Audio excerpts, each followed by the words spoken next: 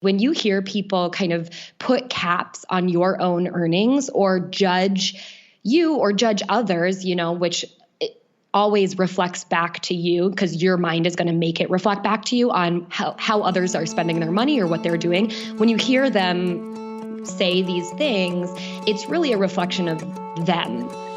Welcome to the Women Inspired Podcast, where together we explore ways to live our most joyful, aligned, vibrant lives.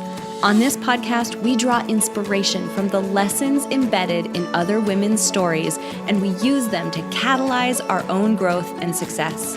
And we explore concepts and techniques from the fields of psychology and design thinking that can help us thrive and make the most of the one and only life we're ever going to have.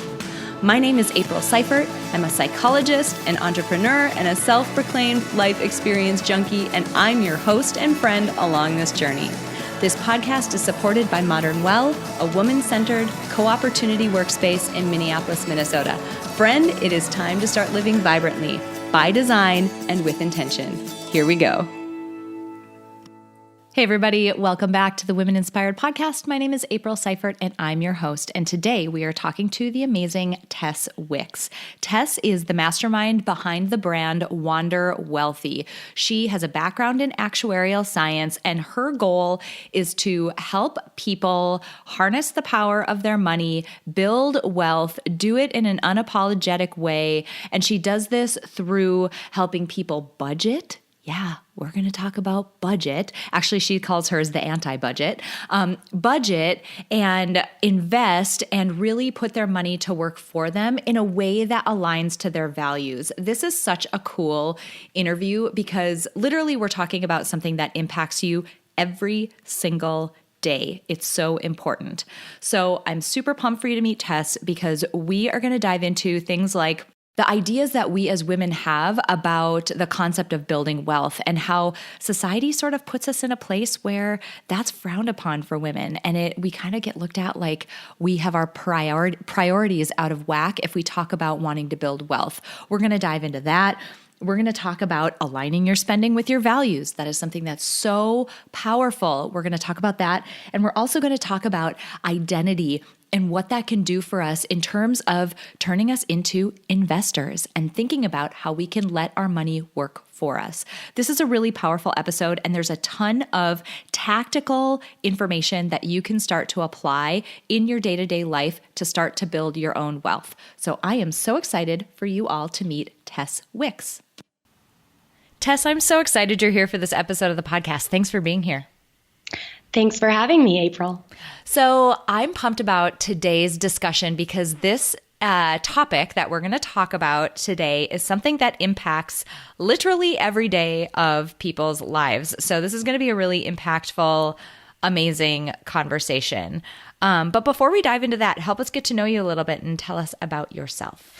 So I'm sure you did a little introduction, but my name is Tess Wicks, and I'm the founder of Wander Wealthy, which is an online community and platform for women who are looking to get a hold of their personal finances and really make significant changes in their life through building wealth, saving, and even budgeting, which isn't always the sexiest thing, but it's bound to happen. So I help give them the confidence that they can take their money and apply big decisions and strategy and also some mindfulness to it and have their money feel good for them. I love that. So folks listening to this, you can obviously tell, we're going to be talking a lot about finances and some practical pieces, but then also some mindset pieces that I think really trip us up uniquely as women, that really trip us up. So I'm really pumped for this conversation because it's going to be really practically applicable for people. Can you tell me a little bit about how you got into this in the first place? Because you have a really unique background in something that's actually close to some work that I used to do. So I'm excited for people to hear about your background. Yes. So I got into this work through my educational background. I went to college to become an actuarial scientist, which has nothing to do with science and a lot to do with math. And luckily I knew about that, but I had really no idea what I was going to do coming out of college with that education. I didn't really know what an actuary was. But basically what an actuary does is takes data, applies statistics, and then puts them into financial problems that then you can help reduce risk for big companies. And I did actuarial science and finance and went into the financial world working for a big consulting company and worked there for a couple of years and finally got the entrepreneurial bug because I was living around some entrepreneurs and I saw their flexibility. And I also really was feeling this need to make a bigger impact than my role in the actuarial field, where it was like just me, little associate, plunking away at data and working for massive Fortune 100 companies, helping them save money on their retirement plans. So I took the leap. I didn't have a huge plan in place, which was dumb and I don't recommend, but also luckily I had a significant amount in savings, and that was probably one of my best things that I could do to get out of not the best work environment that I had found myself in. And I took that leap and started really doing some digging on where I wanted to make my impact. And I knew throughout my schooling, going back to college, thinking about college and how I was in these financial classes, especially my investment classes. And I was one of 4 girls in a class full of guys who just seemed like they had it all figured out.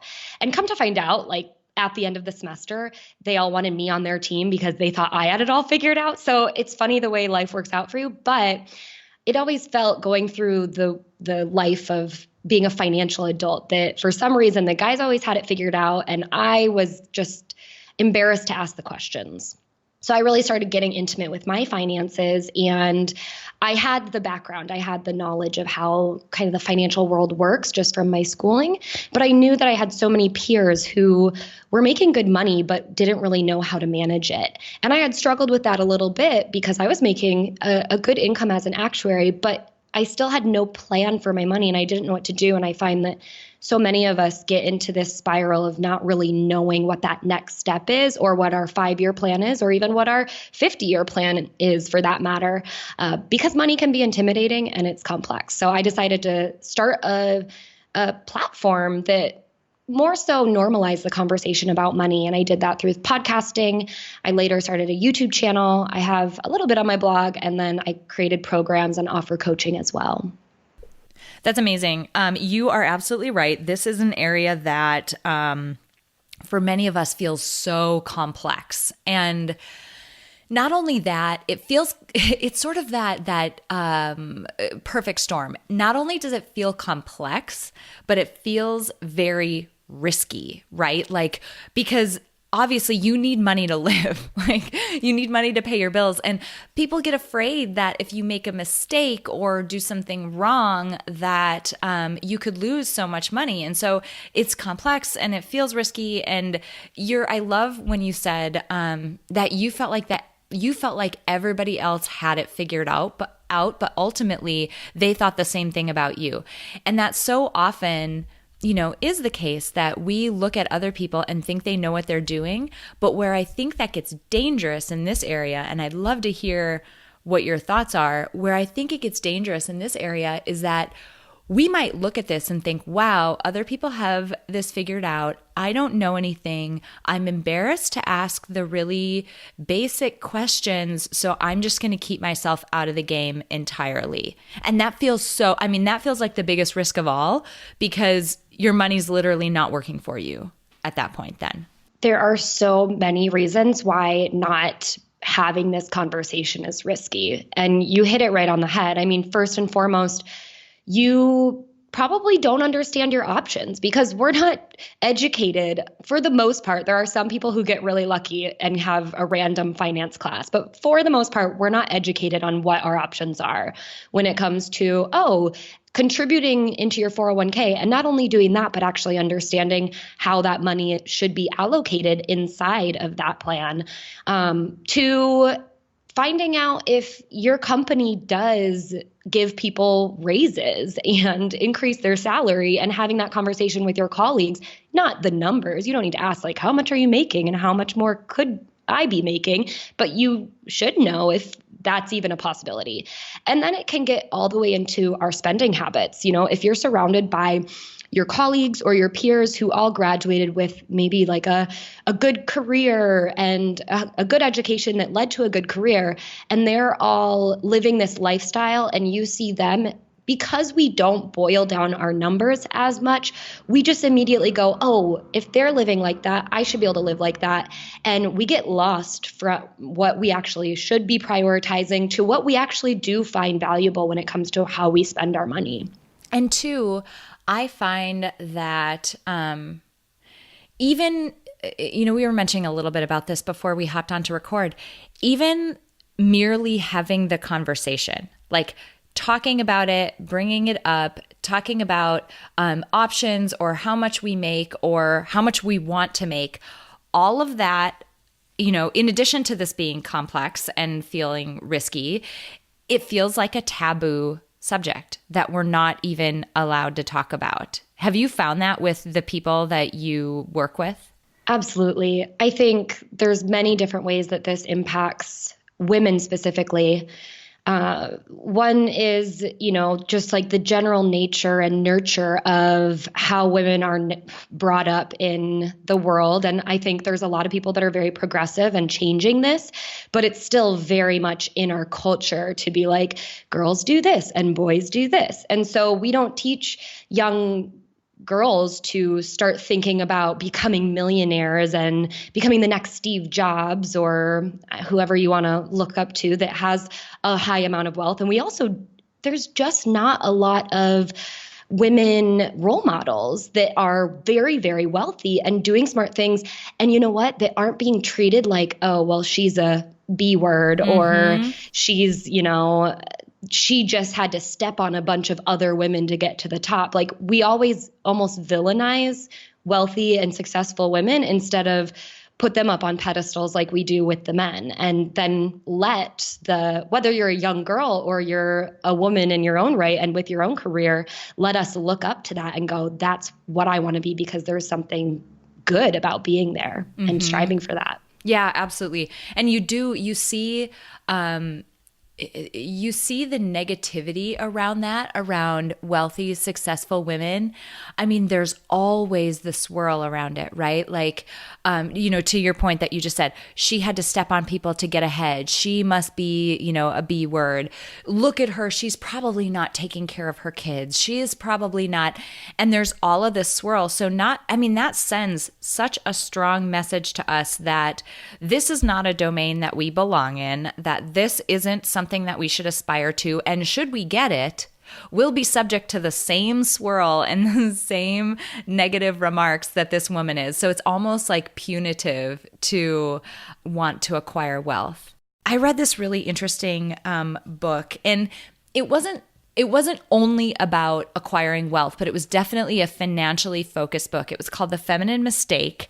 It was, kind of a pun on the feminine mystique, the, older book. But there were some stats in the book, and I should have looked them up before we hopped on to record, but it is this insane percentage of women who, we tend to, when we're in a relationship, in, heterosexual relationships, especially, is kind of what I'm talking about right now. But in a relationship, leave this domain to men. And there was this insane statistic around the proportion of women who will end up being the breadwinner for their family because their husband either, becomes sick or disabled or dies, or a divorce happens, or something happens that takes that man out of the workforce or makes him unable to be the breadwinner of the family. And so just those statistics alone, and this was talking more about like career pathing and that type of thing. But when you think about that in a broader context of wealth, we have to be able to stand on our own. Like, we have to be able to independently understand this and understand how to make the most of our money, because minimally, like we could end up in a situation where we have to provide for ourselves. But in the best case scenario, I mean, imagine how wonderful it is when if you're in a couple, you've got two people who know what they're doing, like the magnitude of the impact that can have. So there's just really no great reason for us to take ourselves out of this game. It just isn't smart. Yeah, you're spot on. And the actuarial side of me goes, and women live longer. Right? Yes. We're making less, and equal pay or not, if you're able to negotiate your pay, there's still no criteria for a company to pay you if you do choose to go on have kids and go on maternity leave, or, take some time off to care for your children. And so there's so many different factors that still cause women to make less over the span of their lifetime. And yet we're living longer. And there's also, so that first shows the need for us to understand, we don't need to complain about the situation that we're in, the systematic situation, but understanding that and then leveraging our knowledge and the tools that are available to us that are equally available to men as well. And even, yes, you're spot on. Like if you combine it as a partnership, what you can do with that knowledge and those tools to leverage growth and wealth, if you start getting into investing, that's something that's going to help cover both you and your spouse, but then also take care of one of you if one of you is to, die or get sick or something else happens. Totally. And I bring this up, and it was something that really resonated with me. Folks who have listened to this podcast for a while know this, but my dad passed away when I was 11. And so if you think about that, my mom was very, very traditional and initially. Like, she didn't go to college. She lived with her parents until she moved in with my dad. She really let him, he was the breadwinner. She let him handle all of that, whatever. And no one expects their situation to change. Nobody expects that the boat will get rocked to that degree. But my dad passed away. Suddenly, we went from this dual income to one income with two kids, and she had to shoulder all of it. And I watched that happen. And that was just, it was such a powerful lesson for me to learn that this isn't something that you can just passively leave to someone else to manage, because you can end up in such a difficult situation. And on the flip side of that, so that's kind of like the side of it where, things can go, go south quickly, and you can end up in a situation where you don't have enough. But many of us, even our aspirations. So I'll tell one more anecdote. I was talking with somebody in my entrepreneurial sphere with the work that I do within data science. And I made the comment about having some pretty lofty revenue goals for what I want to make in the next handful of years. And this guy looked at me and he said, if you're in this for the money, if you're trying to make a lot of money, you're in this for the wrong reasons. And it was such like a punitive comment to say back. And we experienced that a lot. And I'm just wondering if in your situation, you've got a captive audience of largely women listening to this, what inspiration or insight or what catalyst can you give us that's sort of the permission we need to be more unapologetic about the fact that we should get to, go after wealth. Like, we should get to acquire wealth too. So I'm just wondering, from your perspective as an expert in this area, what permission you can give us to help us get in the right state of mind to feel more okay about that. Yes. Okay. So I use this both in terms of wanting to make more, but also, for me, my story is I grew up in a pretty privileged setting. Whenever I'm one of 4 kids, and whenever any of us asked for anything, we would get what we wanted.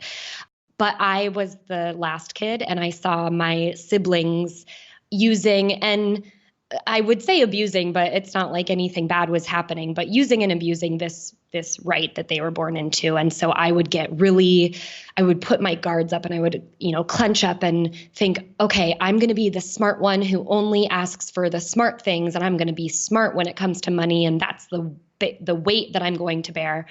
And it impacted me throughout my adult life. So I think one thing is when you hear people kind of put caps on your own earnings or judge you or judge others, which always reflects back to you because your mind is going to make it reflect back to you on how others are spending their money or what they're doing. When you hear them say these things, it's really a reflection of them and how they feel about their own upbringing or capability with money and their experience. And it has nothing to do with you.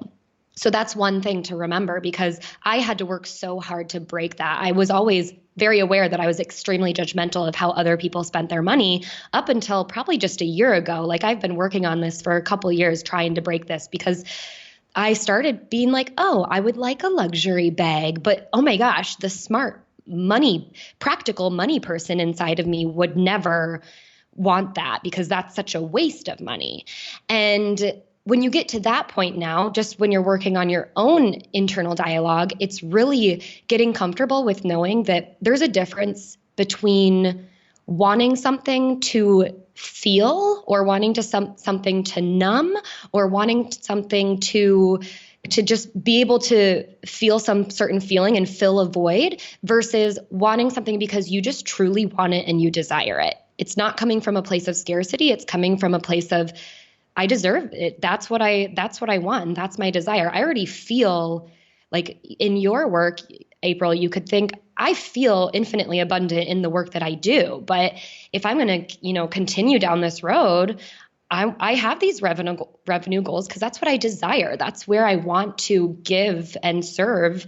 And I want to see that service and gifts come back to me. And I think we can all start rethinking the way that we're putting our own caps, or we're letting other people put caps on our income, as well as how we spend that money. And in a way, when you're spending money, it's really just an exchange of value. So it's not like you buying the purse means you're losing money. You're just exchanging physical dollar bills or cash in your bank balance for something else that is physically valuable to you. That's really, really insightful, because it can get this. Well, we've talked about this, that negative connotation around wanting to acquire wealth, but then using it for whatever reason, or like whatever thing it is that we want. You can that word around materialistic, or having your values or your priorities be out of balance. And I feel like there's a balance between, you mentioned earlier, budgeting. There's a balance between budgeting and being able to pay your bills and being in a good position. Like, that to me feels, like the smart thing to do. Thinking about your budget, thinking about how you're going to allocate your money so that you're, fueling the goals that you have. But then when you do have extra, or you've achieved something, or you want to reward yourself, there is nothing wrong with rewarding yourself with something that you just love and are excited about.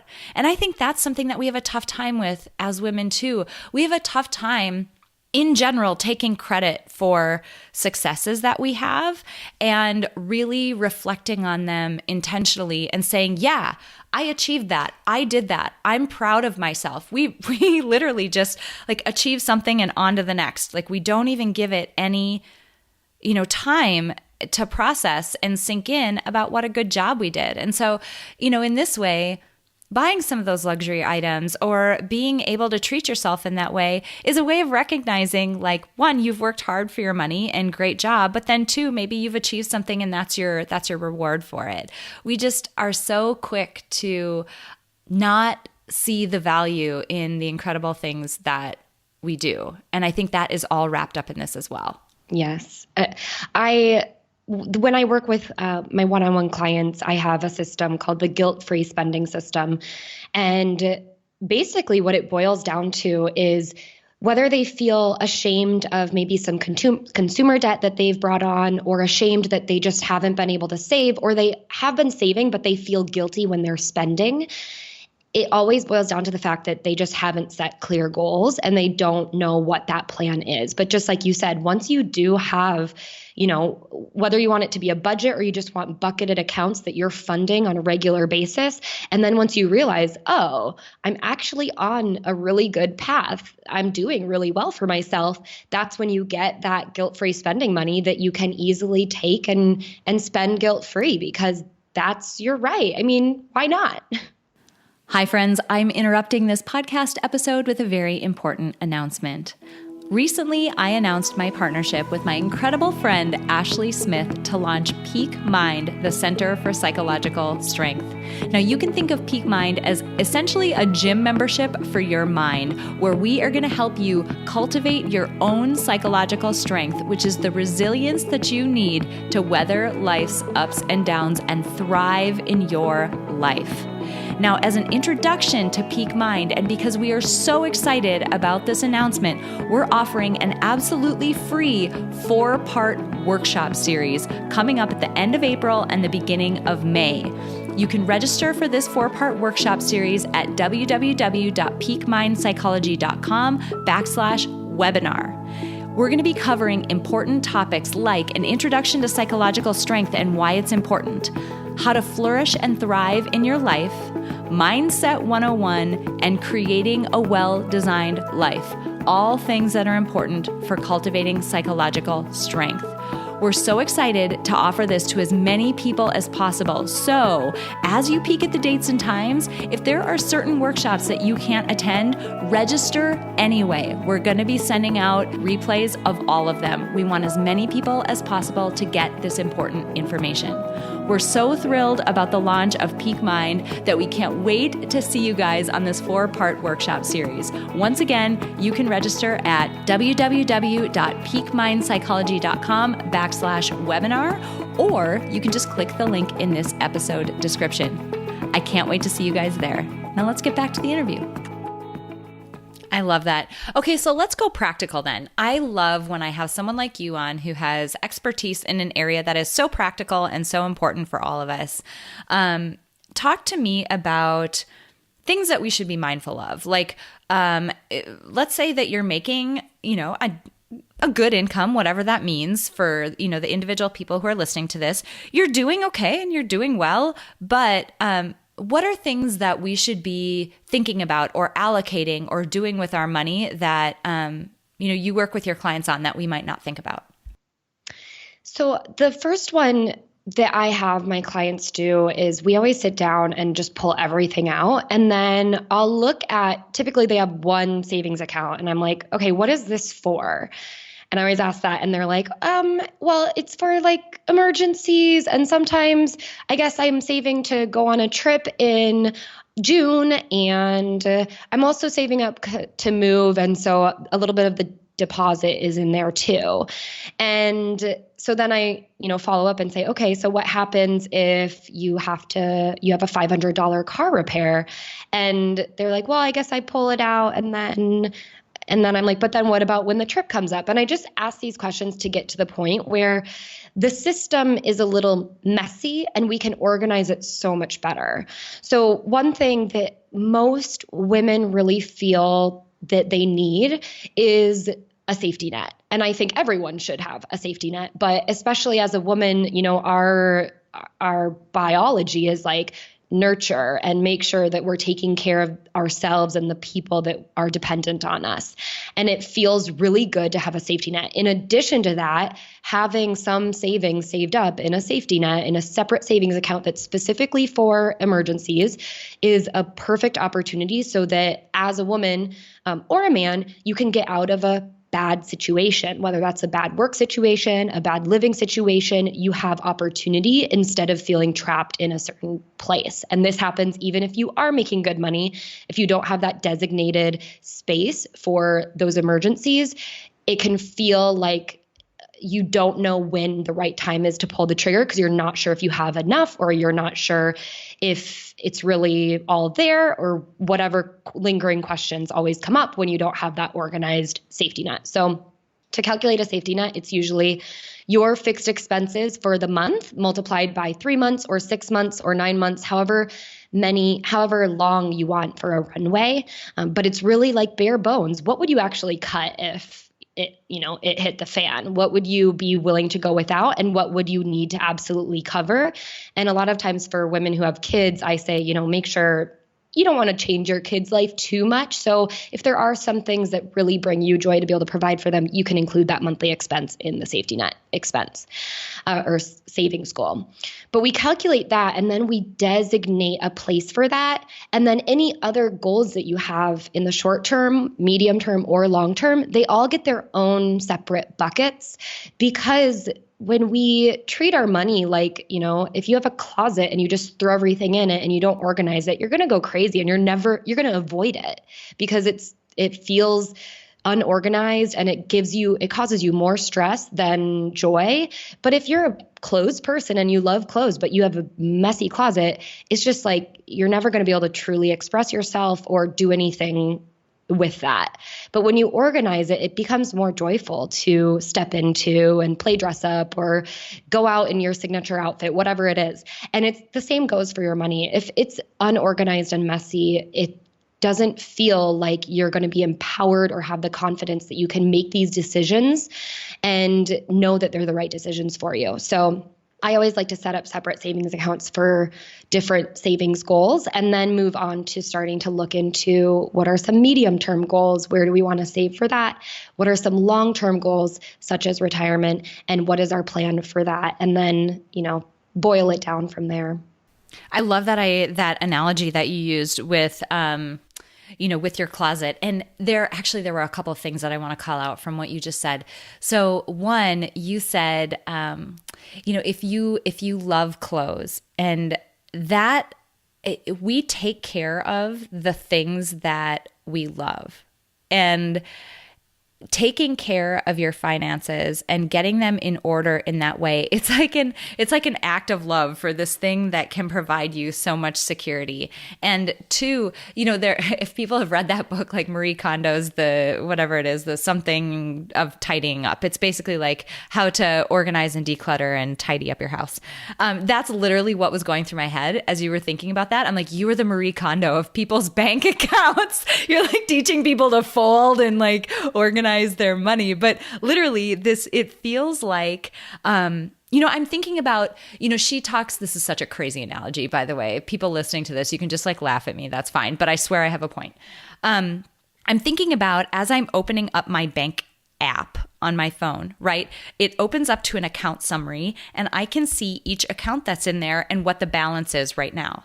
And you can nickname those accounts. And I'm just thinking to myself, oh my God, totally using Marie Kondo right now again, how much joy would that spark? Or how much comfort would that give me? Or how happy would that make me if I opened up that account or opened up that app and I saw several accounts, one of them named vacation, and one of them named car payment, and one of them named emergency, and I saw a growing number next to each of those words. Like, it just gives you that peace of mind that like, yep, I'm on track for my vacation. Let me just sit here for a minute and think about that tropical drink that I'm going to be drinking because of that money that's in that account.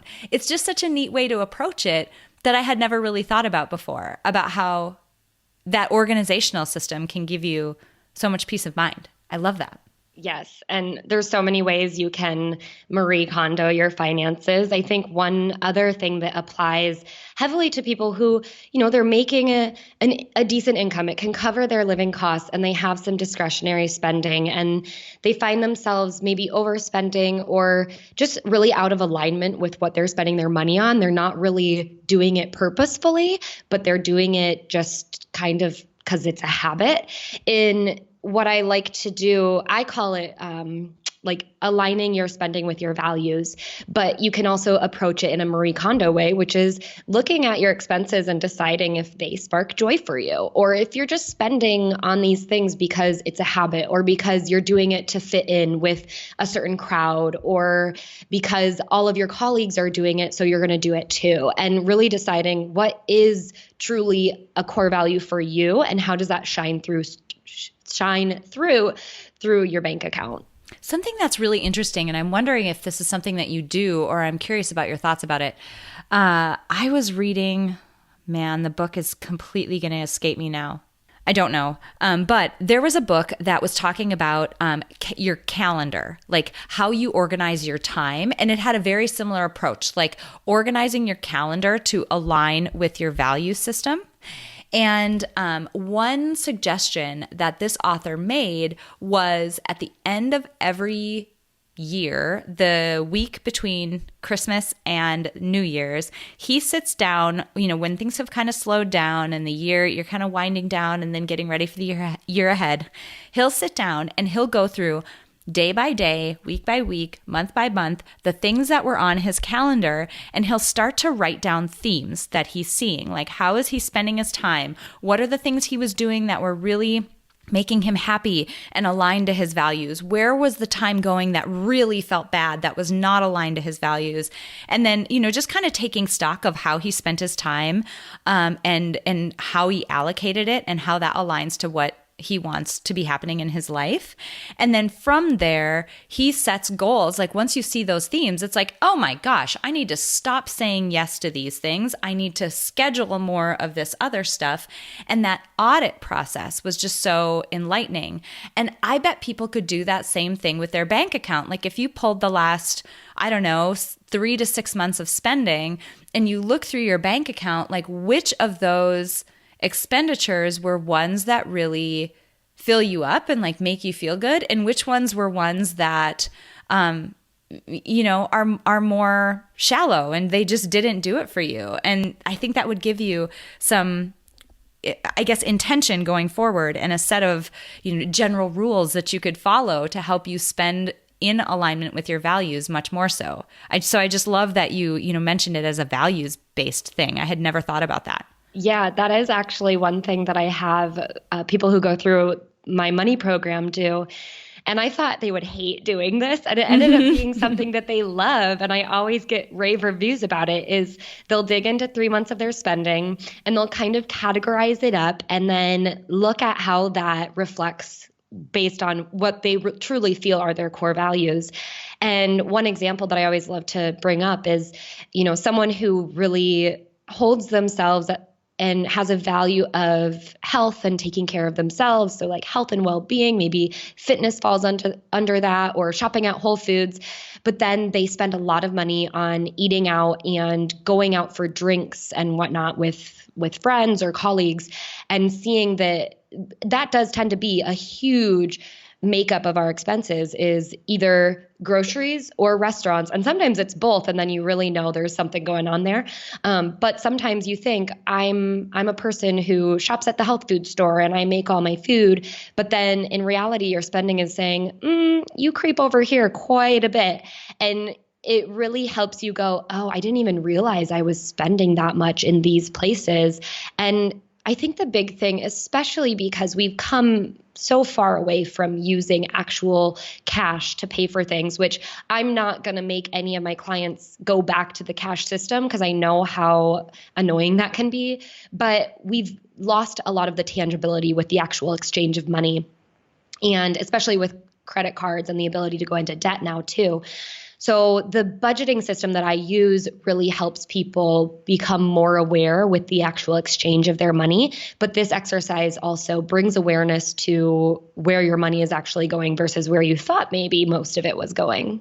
Love that. I totally love that. So again, you've got this captive audience, and I swear we could just chat through this stuff all day because I just think it's such an important topic.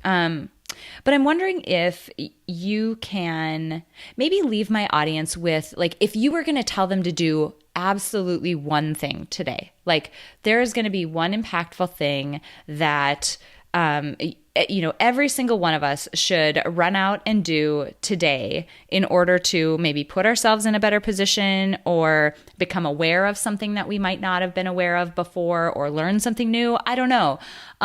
What's kind of the one catalyst or the one thing you would have us do? Really giving me the floor to boss you guys around. Yeah, like the world is your oyster at this point.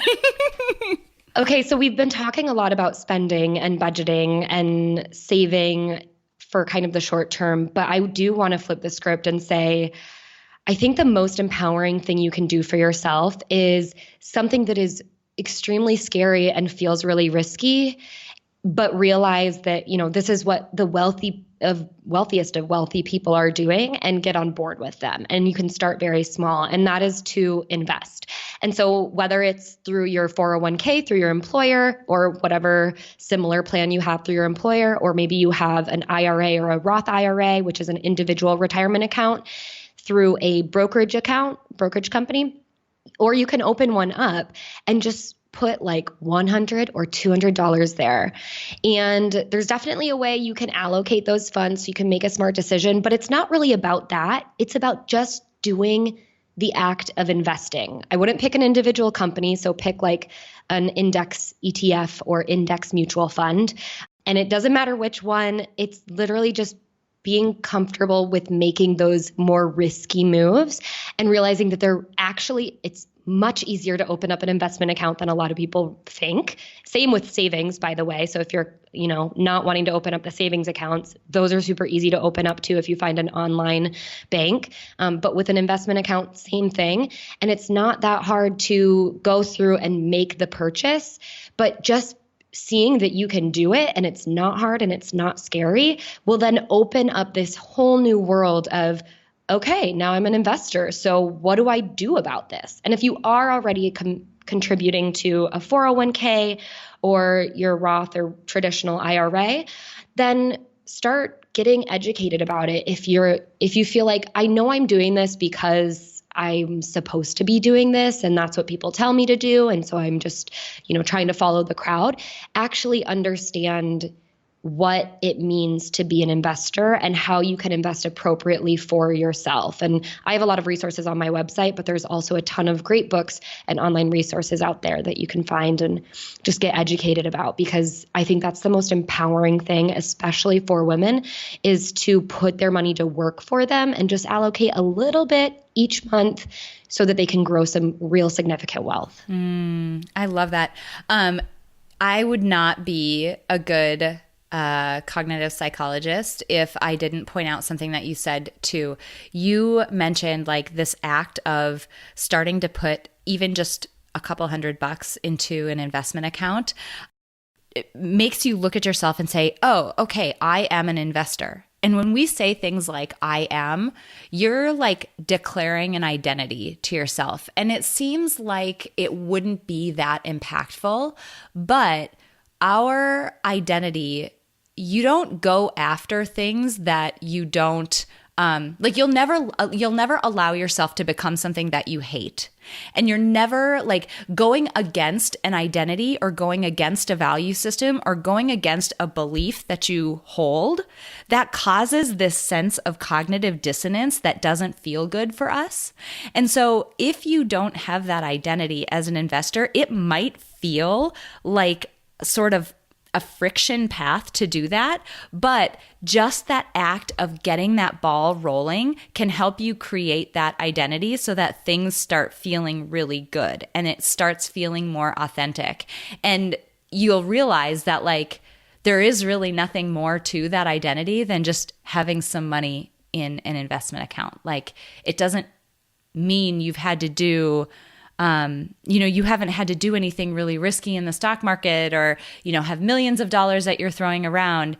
Just the simple act of having that account allows you to have that identity and start to operate within it. And I think those psychological pieces are so important for us as we think about the ripple effect that can have, and then what our subsequent decisions would be when we see ourselves in that new light. Something else that I want to mention too, in terms of the game changing, the landscape of investing for women is starting to change. And, women like Sally Krawcheck and the company Ellevest are cropping up where, this company is looking at the trajectory of a woman's lifetime and how her earning trajectory doesn't look the same as a man's earning trajectory. And so those are being taken into account to help women grow their wealth using slightly different, investing assumptions than they would use than the ones that were developed that were based on a man's earning trajectory. So it's just really exciting to me. I don't get paid to, pitch that platform or anything like that. I just bring it up to say it's really exciting to me that the landscape is starting to change, that we're starting to have more of a conversation, that it's becoming more, we're not there yet, as we talked about, but it's becoming more acceptable and more commonplace for women to talk about money and earn their own money and think about how to grow it. So it's just really exciting for me that people like you are doing the work that you're doing, because ultimately, money buys us opportunity, and it buys us flexibility, and it buys us freedom, and it buys us experiences. And, that's really what it's all about. So I just love that you're doing the work that you're doing. And I think it's just amazing. Well, thank you. So as people want to learn a little more and look into your programs or chat with you or see your YouTube videos or whatever, how can we find you online? So everything is pretty much linked up at wanderwealthy.com. You can get to my podcast and my YouTube channel from there, as well as my blog. And also there's a list of ways that you can work with me there as well. Wonderful. I love it. This has been such a cool conversation. As I mentioned, such an impactful topic, something that is so incredibly important for us all to know more about and take more of an intentional look at and be more actively involved in. And so I just appreciate you being here and sharing your expertise and all of this amazing info with us. So thanks so much, Tess. Thank you, April. This was super fun, and I really appreciate you having me on.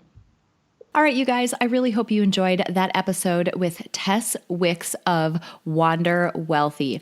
All right, so we were talking about money today, right? And before I dive into the things that I want to highlight about this episode, I wanted to mention that I have a number of episodes that are focused on finances and building wealth and money mindset and other factors that help you build your wealth and become more financially comfortable and stable.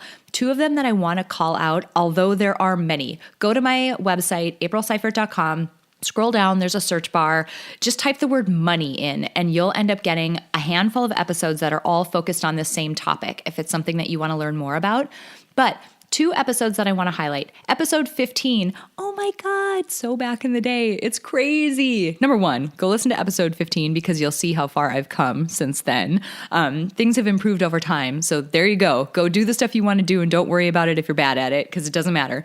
But anyway, episode 15, I spoke to a woman named Meredith Jones. And she is the author of the book, Women of the Street, Why Female Money Managers Generate Higher Returns and How You Can Too. This is all focused on investing. It's investing from a women's perspective. Meredith is super dynamic. She is incredibly knowledgeable in this area. I highly, highly, highly suggest her episode. Also, I have to highlight, let me get the number, episode number 73. This is with my amazing friend, Gretchen Heinen. She is the host of the Net Worth It podcast. And we talked all about building your net worth, what that is, how to generate multiple streams of income in order to support a healthy net worth. It's a really, really powerful episode, so I had to highlight that one too. So if you want to know more about money, you want to get more content on that, episode 73, episode 15, or any of the episodes that come up, when you search for the word money on my website, all past episodes that are focused on the same topic. Okay, before I let you guys leave today, I had to say a few things about this episode. Number one, do not let the stigma and the negativity and the blech around women wanting to acquire wealth, don't let that stop you. There's too much risk in not doing it. There's too much risk in being in a position where you are not financially stable and not financially informed. You should know what's going on with your finances. You should have goals for them, and you should have vehicles, whether it's a series of accounts or whether it's an investment strategy that helps you achieve those goals. You cannot afford to let this be one of those things that you are passive about. It is not okay. This is something that we focus on in my family often. We actually do a lot of it right around tax time because that's when you're thinking about a lot of this stuff too. And so I cannot urge you enough, as somebody who's been in a position where I was very financially unstable and now in a position where I'm very financially stable. The world is easier. You have more opportunity, more flexibility, and more freedom if you are in a position where you're more financially comfortable. The other thing I will say, I was in this incredible this business group recently, and a woman in the group said, "Oh, you know what? I don't need to make millions of dollars. I'm not motivated by money. I don't need money, blah, blah, blah." And the leader of this group said, "Hold on. Don't say that anymore. I don't want to hear that come out of your mouth again. If you don't want money, that's okay. You personally don't have to keep the money you make." She said, imagine you're in the state that you're in now, making whatever it is you make now. Now imagine you made $1 million next year, and because you don't care about money, you gave $900,000 of it away. Think about the impact that $900,000 could have on other people's lives. So don't say that money is this evil thing or somehow money has this negative connotation to it. Money is just money. What we do with it and how we are as people and what our value systems are, that's where this valence comes in, positive, negative. Money itself is just a tool to get things done. And so if you're a good person and you have great values and you have the right intentions, money will just magnify that. So please take that to heart and keep that in mind. If you ever catch yourself saying, "Oh, I don't need money, I'm not driven by that." There's so much more you can do with it beyond, just keeping it for yourself. And keeping some of it for yourself is okay too, as we discussed on this episode. Number 2, aligning spending with values. I loved that conversation. Oh my gosh. I just did a webinar for, in conjunction with my amazing friend Leslie at Mom's Hierarchy of Needs. Check her blog out, by the way. She is incredible. We just did a webinar about aligning your calendar with your values. And it makes total sense that you would do the same exact thing with your bank accounts and with how you spend. Oh my gosh, how incredible. So I love that conversation. It's just such a neat way to be so intentional and more actively involved in the way that you make decisions about your money and talk about, an awakening and a self-awareness when you look back at how you've been spending your money and whether it's aligned with your values. This is something that I'm literally going to go out and do today because I'm really curious and actually a little bit afraid. And last, I have to highlight this notion of our identities and the impact that they can have on our decisions and behaviors. And in this case, our decisions around money and our behaviors around what we do with it. Our identities are all wrapped up in how you would answer the question, people like me, or how you would fill in the blank. People like me, what? People like you, blank. Fill in that blank. Should, shouldn't, do, don't, what? And around the concept of money, people like you, what? Do they make a lot of money? Do they try to make a lot of money? Do they give money away? Do they spend money wisely? Does money come to them easily? What? People like you, what? And in particular, people like you make about how much money? The way that you answer those questions will impact how your mind goes to work for you and how you approach decisions and see or don't see opportunity out just in everyday life. So the work that you can do around your identity, and I love Tess saying, open up a retirement account or an investment account and put $200 in it. You are an investor. That's all it takes. And that'll start building that identity. And once you've got that identity around I am an investor, that just becomes something that you do more regularly. When you have a few bucks lying around, you're an investor. You invest it. And the more you're investing, the more your money is going to work for you, the more it's buying you opportunity, flexibility, freedom, contribution, and so many other bigger things that are, more valuable than the paper that money is printed on.